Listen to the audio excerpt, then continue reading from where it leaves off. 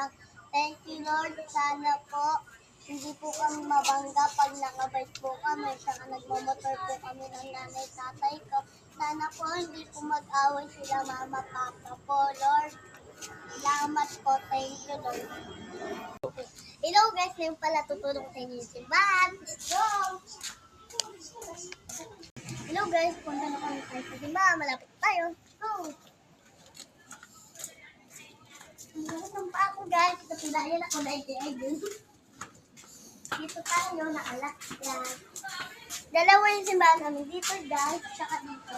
Ito, pakita ko na. Sana, ang ganda niya. Pero yung isa, mas maganda kasi may kainan. Ano po ang pangalan ng simbahan nyo? Hello guys, ngayon dapat lagi kayo nagsisimba dito para matuto ang ugali ng matama.